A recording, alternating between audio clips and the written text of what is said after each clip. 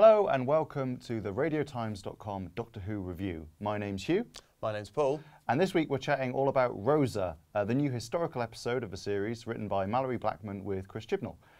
This week, the Doctor, played by Jodie Whittaker, and her TARDIS team end up in 1995 Alabama. 1955. 1950, what did I say? 95. Oh yeah, that would have been less exciting. 1955 Alabama. And yeah, they run into Rosa Parks, the historical civil rights icon. And they can't have too much excitement of meeting her though, because immediately they realise something's up and someone's trying to mess with history. So yeah, that's sort of the bare bones of the story. But it's kind of interesting, isn't it? Because this is our first historical, adventure for Jodie Whittaker and of the series. And there's something interesting with the TARDIS, isn't there? Well, there is. Yeah, I mean, we've had sort of scenes before in Doctor Who, but they tried. They're trying to get back to Sheffield, and they've tried like 19 times, I think she says, to get there, and it is not taking them there. And I think the reason it's not taking them there is because it knows that help is needed where it wants to take them. And I think the Doctor's said something in the past along the lines of, it doesn't always take me where I want to go, but it takes where I need to go. Yeah, definitely. And I think also there's probably a suggestion that this is a bit of a time jump. Episode 2 came right after episode 1, almost like 30 As is seconds. traditional. Yeah, but you know what I mean. Whereas this one, there's a gap. There's significantly, they've said we've done to all these other places. They don't explicitly say this is the first time they've been to the past, although it's sort of implied, which kind of leaves a bit of room for the spin-off books and comics. Yeah, and so I thought that. You're right. That's clever. To kind of slide some stuff in, and also it, means the fact that they're sort of gelling a bit more as a team this week. I think it's a good idea because then you don't have to do any more of this. Oh, space travel! Wow, this is a time machine. Kind of like they've got used to that. You only want to see that for like an episode or two, don't you? And so yeah, I think you're right. I think that's what's happened, and they're now travelling around space and time and kind of pretty blasé about the whole thing. Yeah, meeting Rosa Parks. Just your average Sunday. Yeah. And yeah, we should say that 1955. Looks pretty good, despite the fact that it's not actually 1955 Alabama. It's actually 2017 Due South to Africa. time travel not actually existing. Well, and set things. It was filmed in South Africa, and I think it looks pretty cool. It does. It looks really good. Yeah, I feel like it's pretty convincing. I mean, one of the things that's convincing about it as well, though, is they're in this town, and it's no holds barred in terms of the kind of racist aspect of things, and they're going into restaurants and bars, kind of forgetting, or at least not the Doctor necessarily, but everyone else is kind of forgetting that you're going to get in trouble by doing that if you're not white, basically, and there's a real sense of menace in those scenes, I think, and it's done really well. Definitely. I mean, they really get into it right at the start. I kind of struggle to say it's hard hitting because this is literally what happens. But Ryan picks up a glove or a scarf or something and tries to give it to a woman, and her husband full on lamps him in the face. Yeah. Says like, "Don't touch my wife," because she's white.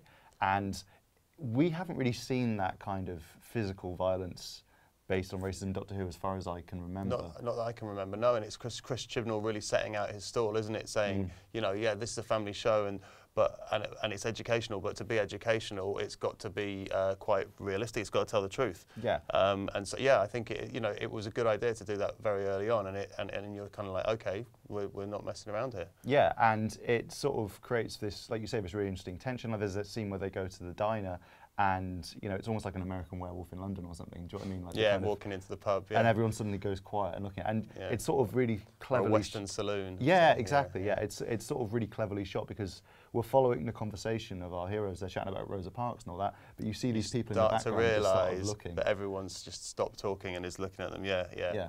And it's interesting because Doctor Who has touched on race before in the 2007 series with David Tennant and Freema Agyeman. She wasn't the first black companion, but she was the first kind of main, regular black companion. Yeah. And so race came up a couple of times. Once the Doctor said, just walk around like you own the place, pretty much.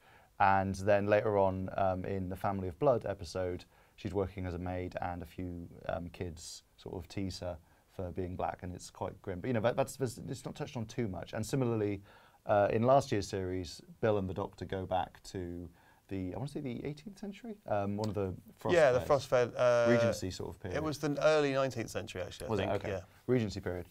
And basically, racism does factor into this because one of the characters they meet is a racist who the Doctor hits. But it's never been the main focus of an episode, apart from when it's done allegorically, like in, I think, Remembrance of the Daleks is a 1988 story where they kind of they vaguely contrast the Daleks' racism with human racism, I think. Yeah, and there's the one where the Doctor is like, you know, should I be able to commit genocide when he's going to bring together the two? It's a slightly different. Yeah, it's a different thing. This is the first time where it's been the story of the episode is about racism, right? Yeah. Like, I mean, someone I know has said about this episode that the antagonist of the episode isn't Krasko, who we'll talk about in a minute. It's really the time period. It's the danger they're in. Absolutely. You know? It's like if when they go to, you know, they go to Desolation last week, or they go to, you know, if they went to the planet of the lava monsters, you know, the danger's going to be from what's at them, and you don't think about that when you're going to Earth, that the danger's going to be the setting. But you know, it hits home that basically there have been, and still are in certain places, a whole group of people who have basically, that has been their lives, to be scared every day, and to be treated as second-class citizens every day. Yeah. And there was a period of time when you know that was happening.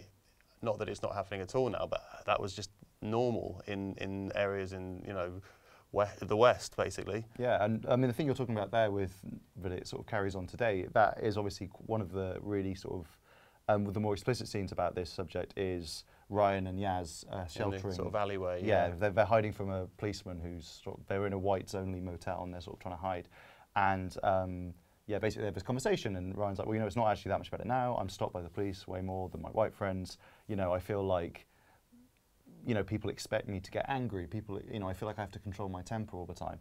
And Yaz is like, well, you know, I've got Asian heritage, I've Pakistani heritage, and you know, people call me a terrorist. People, you know, have a go at me when I'm working as a policeman. But you know what? I can be a police officer. Yeah. You know what I mean? Things have changed. That's because of people like Rosa Parks. And you know, 50 years on from where we are, who knows where we're going to be. So there's a certain optimism, despite all the horror. There's a kind of completely, and there has to, because that's what they say is true. Yes, it's still not perfect. Yes, there are still like lots of issues, but undeniably it is a lot better than it was 50 years ago. You know, 60 odd years ago. I think as well, this is probably the first episode where the Doctor being white has been a plot point, because I think there's been plot points where companions not being white has vaguely factored into it. Yeah. But in this one, it's explicitly the fact that the Doctor's white gives her a certain privilege. Yeah. Like she can move around the town more easily. She sits on the front of the bus. Poor old Ryan has to go and sit at the back. Yeah. And you know, she and Graham can stay in this motel. It's one of the better scenes actually. She and Graham stay in the motel, and you know, Yaz and Ryan have to hide. And that's kind of interesting. Like, and I feel like the Doctor kind of acknowledges that. And you know, you were telling me before that she says some quite nice things where she sort of. It's weird because the Doctor doesn't exactly challenge every single racist person she meets, because she knows that it's not practical. Yeah. You know, yeah, you can't do. You're trying to. You've got a mission here. You cannot start having everyone after you and kind of like you. Even though the rules are completely wrong, you kind of have to abide by the rules to kind of get done what you're trying to get done. So yeah, I think she's being practical kind of thing. But yes, there's a few lines in that motel scene, aren't there, where she's talking to the policeman. But I've obviously conveniently forgotten what they are. But it's kind of like she says something that there's nobody here who doesn't have a right to be here. Yeah, I don't recognise anyone by that description. I don't recognise anyone by that description is a brilliant line. I think. Yeah, double meaning is great. So anyway, yes, it's it's very powerful in the main kind of theme of racism. Yeah, we should have presaged this with the fact that obviously we're two like middle class white guys, so we probably don't have as much to say about this or as strong a reaction to it as some people watching who people of colour. Of course, that's true, but then at the same time, perhaps because it isn't part of our lives like it is part of other people's lives, it's maybe more of a shock. I mean, we obviously should be aware that that's what it's like, but I think that's true. Yeah, that's what it does well. It's going to remind everyone that that's how things were for those people. Yeah, definitely. Obviously, the episode also teaches us a bit about history. There's quite a good bit where Ryan isn't quite sure who Rosa Parks is, and they kind of have to explain. And I don't know, do you think that there's a line, I don't think this episode crosses it, but do you think there's a line where Doctor Who becomes sort of too teachy? Not preachy, I wouldn't say preachy, but when it's sort of trying to tell us stuff. Do you think, I think this episode I think there definitely is a line, and I think this is nudging up against it at times, but just about sort of treads that line. I think it was absolutely fine. In fact, I think it was good, the scene in the alley between Yaz and Ryan, but you wouldn't want it to go any further in saying we're trying to make a point here, you know. Yeah. Having said that, though, we're used to adult dramas. This is for a family audience. It's for children, and that stuff probably you probably need to be a bit less subtle, perhaps, or you can get away with being a bit less subtle when you're trying to make that point to kids. I don't know, not to insult children's intelligence, kind of thing, but I don't know. But I think it does it. I think it's fine. But yeah, it's kind of like you wouldn't want to go any further down that sort of road, I think. I think it does a good job at kind of showing, not telling. Yes. It's not saying racism is bad, like telling us that. It's showing us racism is bad. Yeah, that's a good point. Yeah, through the things that happen to our characters. And it's when they start to have those specific set piece conversations that it kind of could go more into the telling, couldn't it? But lest you think this is, you know, there's a lot more to this episode than just. I mean, it's weird to say there's more to it than the race aspect, because the race aspect is like pretty much the whole episode. But I do think it's a really good story. It's really fun. It's weird to say that it's a fun episode when it's, you know, dealing with such serious subjects. But I really enjoyed watching it. I had a lot of laughs. It was a really good Steve Jobs joke, I thought. Yeah, and like I said, I enjoyed before the cop turned up in the motel. I just enjoyed the dynamic between the Doctor and Graham. Yeah, I'm really enjoying Bradley Walsh. I think he's just such a great actor. He has a really strong episode, actually. I thought. He's just. You said something about his sort of down-to-earth kind of nature and how he was able to kind of go around. How kind of coming from when we first saw him, he was like, I don't want to be involved in any of this. I'm scared of this. But actually, he's got the kind of mind where he'll go, okay, like here's what we need to do. Yeah, here's the bus routes. You know, here's where it's going to go. Here's, you know, he's got sort of street smarts in a way, and like exactly. Like the way he sort of dances around James Blake, the bus driver who Rosa Parks famously kind of clashed with, is really quite entertaining. Like he sort of keeps turning up wherever James Blake is, like putting him off whatever he's up to, and just sort of being really cheerful, like, all right, Jimmy. Yeah. No, I really enjoyed that. And then on the other side of it, there's this moment when they're all talking about Grace, his wife, who was played by Sharon D. Clarke. That's excellent. That's really good, that moment. Yeah. They're just sort of happily remembering it, and then there's just this moment where you start to see him remembering that she's gone. Yeah. And then they slightly move on from it, and everyone sort of, Ryan diffuses the tension by saying something funny about it, and then they sort of laugh. But you see in his eyes. Yeah, and lots of things go through across his face in a few seconds, don't they? Including like it's sort of the initial sadness, and then, like you say, Ryan having diffused things, him trying to sort of smile about it, but then you kind of see that it's still there. Obviously, it's a really good performance. I also think we should talk a little bit about the episode's sort of a sensible villain. Like we said, kind of racism's almost the villain, but the villain of the episode is a guy called Krasko, who sounds like a cheap supermarket. Krasko. Well, it sounds, you know, keeps the whites white or whatever. Like a washing brand. Yeah. Nice. Thanks. Basically, Krasko is a racist. That's kind of his backstory. He's intergalactic racist. Intergalactic racist. Time-travelling racist. Yeah, and that's his motivation. I mean, he's been in prison for horrible murders. He's killed a couple of thousand people. And, you know, he's decided after that he can't kill people anymore because they've put an implant in his head, like Spike in Buffy. It's like, we both said that, didn't we? It's like the limiter in Spike's head. Yeah. And although Spike couldn't do anything, he would go to try and punch you, and it would be like, ah. Whereas he did get the Doctor by the throat and hold her up for quite a while. I mean, I feel like if he had a gun or something, he could. But maybe there'd be the time level for of him planning, to. Well, maybe we don't know how it works. We don't. That's true. But basically, he's decided that after coming out of prison, his big idea is he's going to go back in time and stop the civil rights movement in its tracks because it offends him in some way. It's a bit unclear where he's from in the future and why he sort of tracked it back to this point and whether he's human. I'm assuming he's human because he has such a problem with human history. I guess so. He looks human, but you can never tell, can you? You never know. Could be, you know, whatever the species were in the Ghost Monument. But yeah, he has a vortex manipulator and some cool sort of time tech, which he can use to zap people back in time.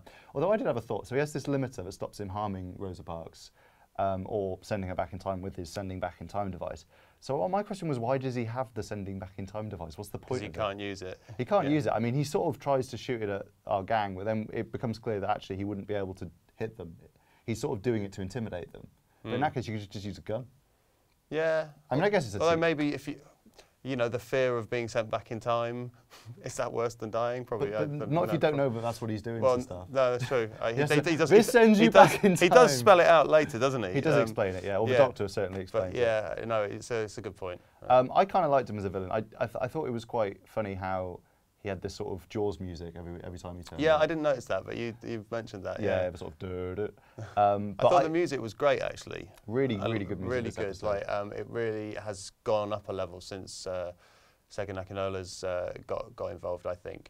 And there's a particular theme that you have with Rosa Parks as well, which is kind of like almost a sort of fanfare. It's almost like Superman or something. It's like, and it makes her the superhero, which she is. So yeah, no, I think it's really good throughout, actually, the music. Yeah, and I should say probably, because I think I put it in this video as a title. There's a certain point that Krasko sort of, his plan is quite similar to a character from the classic Doctor Who series, the monk, who, for those who don't know, appeared in William Hartnell's second or third year, I think, as the Doctor, and he basically in 1965, and he basically was going back to like 1066 to mess with William the Conqueror, Battle of Hastings and all that stuff. And well, technically he was stopping a Viking invasion that happened before the Battle of Hastings. That's not really important. Basically, he liked to mess with history to kind of reshape it to his own ends. And although he didn't have kind of the same motives as Krasko, like he was just doing it for a laugh or because he thought it would genuinely make the world better. Yeah, there's a certain similarity there. I mean, I like to think that Malorie Blackman, who wrote this episode, and Chris Chibnall, who wrote it with her, I like to think that maybe it's a little nod to that from them. So you don't think it could be the same character? Well, I thought about this, and I just think it doesn't really make sense, because they hadn't established the Time Lords and stuff at that point, but the monk has a TARDIS, and he's older, so, you know, Krasko could be a younger version, but they're just so different. Or a regeneration. Yeah, oh yeah, I didn't think of that. That's a really good point. One of the fundamental tenets. I didn't think of that. Maybe, could you regenerate and become a racist? I suppose you could. And then... No, yeah, it's hard to imagine how a Time Lord could... Well, they are kind of... Some of them are sort of racist, yeah, but like not racist for black and white. I mean, some of that you can regenerate from a white person into a black person, can't you? That's true. Well, yeah. Anyway, I'd love that. That should happen to him. That'd really annoy him. That'd show him. Also, yeah, I assume the Doctor would say if it was a Time Lord, although I don't know if the monk was really a Time Lord. Anyway, it doesn't really matter. But yeah, so I quite like Krasko. We might see him again, who knows, because at the end of the episode, Ryan just kind of zaps him back in time. They said he's gone back to he said if I put the settings to the max, he's gone back as far possible as you can. I don't know what that means. Or yeah, it seemed like a slightly anticlimactic way for him to go out. I mean, weirdly though, I think because this episode deals with such serious themes, it would almost sort of ruin it to have him come back as a sort of like returning villain. Yeah, because I think it's quite a horrific fate if you think about it, though. Being sent back to the dawn of time, and probably before any people existed. I don't know. It's quite similar to what the Weeping Angels used to do, isn't it? Yeah, well, it's exactly what they did. Except they sent you back to like Hull. Yeah, the road to Hull is paved with good intentions. So yeah, and then we should probably talk about the big finale to the episode, which is obviously the Rosa Parks bus protest. So that happened, I want to say, December 1st, 1955. Yes, that's right. And basically what happened historically is that on the Montgomery buses, it was a custom that they were segregated, so there was a section for black passengers and a section for white passengers. And basically, if there weren't enough seats for the white passengers, they could ask the black passengers to move and go and stand so the white people could go and sit there. And this is sort of established earlier in the episode. And then, as happened in history, the driver, James Blake, asked Rosa Parks and a couple of people to move. They move, but she won't, even though he's like switched it from... There's a thing where they can move the signs and turn it into the white section, and she won't move, and then she ends up... cheating, I thought. I know. That is a thing, though. I looked it up. That is a thing. Yeah, well, I'm sure it's true. Yeah. It's actually pretty spot on. I looked up some of the history around this, and some of the lines they say in that final scene are actually word for word what people said. Wow. The thing about... it'll go easy on you if you all move. That is something he says in real life. And the thing where she says, "You may do that," when he says, "I'll call the police." I thought that was a really good line, and I kind of wanted that to be real. Yeah, I mean, it's what people have reported that was said, and Rosa Parks has remembered. So I don't know, how close it is, because people's memories change and stuff. But I think it's quite a powerful scene, like you say, and it's sort of compounded by the fact that the TARDIS team have to be part of it. They have to take up some of the seats and sort of not help. I really love the way it comes together, and they're kind of, they're at pains. They're not trying to change history, are they? They're trying to protect it. Yeah, protect it and kind of help. They're trying to line up everything that should have happened before and make sure it happens. Well, I say before, there is no before here, but that it's supposed to happen, I suppose, and kind of make sure it's all in line, every single piece, so that we get to this point and she is in a position where she can do the thing that she would do in that situation. I thought, yeah, I thought it was great watching them do that. And it's, as you say, really good that they're kind of witnesses and part of it as it's happening. And I said to you, it reminded me a bit of a more frivolous sort of example, but it reminded me of Back to the Future, where kind of Marty's changed time because by bumping into his mum, and she falls for him and heard that she's no longer going to get together with his dad, and so him and Doc Brown have then got to go around setting up the things that are gonna corral his mum and dad to the point where they kind of like kiss on the dance floor at the end of the sea dance, and kind of like they get back on the timeline they're supposed to be on. It reminded me quite a lot of that. I think one of the things they do really well in this actually is that, because I saw some people speculating about this before the episode aired, you know, will this turn out to be the Doctor inspired Rosa Parks to do this? And that isn't what happens. No, they're really careful to tread that line. I'm so glad that that's not how it. Yeah. Like you get the impression this would have, I mean, apart from the fact that the Doctor and company made sure that the bus ran as it should, you get the impression this would have happened whether they came or not. Maybe Ryan speaking to Rosa helps inspire her a little bit, because they speak kind of before it happens. But, you know, she's already very involved in the civil rights movement at this point. And yeah, no, I kind of like that it was her, she gets to be the hero, you know. Well, you get shown her a similar situation that doesn't quite, where she's very defiant about being sent to the back entrance, earlier on, which happened in real life. Yeah, as well. That was in 1943. It's the scene that opens the episode. Weirdly, with the same bus driver, and that's actually true. That's actually true as well. It's kind of crazy. Yeah. Incidentally, from what I've looked up, the historical accuracy in this episode is really, really strong. Yeah. Which is, you know, a testament to everyone involved, I suppose. You know, the whole writing team on Who, even apart from the two main writers. Yeah. So overall, I'd say this is probably my favourite episode of this series yet. Yes, definitely. Yeah. Like I mean, obviously we've talked about, you know, the interesting sort of socio-political thing it touches on, but also it's a fun episode. The TARDIS team come into their own a bit more. Yaz still slightly not quite doing very much, but she has a lot more to do this time. You see a bit more chemistry with her and Ryan. But no, to be honest, I'm like, when I sort of saw history thing and Worthy and whatever, I wasn't massively excited. I didn't expect to like it as much as I did, but I loved it. I thought it was really good. I thought it was great. Yeah. And yeah, a few little elements that if it was just aimed at adults, then you might kind of want to tweak, but actually, well, it's not, and I think it serves both audiences really well. Yeah, I'm really excited to see what you all thought though. So please let us know in the comments below, or you know, tweet us at Radio Times if you enjoyed the episode, or you know, if you didn't, you know, let us know your thoughts. Let us know why. You must agree with us. Yeah, you must. Those are the rules. And yeah, thanks so much for watching. We've got loads more content on, you know, this Rosa Parks episode and on the Doctor Who series as a whole on radiotimes.com. And yeah, hopefully we should be back next week where we'll be talking about giant spiders. Excellent. Bit of a change of pace. Very different, yes. But that's for the next Doctor Who episode, Arachnids in the UK. But I've been Hugh Fullerton. I've been Paul Jones. And you've been watching the radiotimes.com Doctor Who review. Thank you so much. Thanks, bye.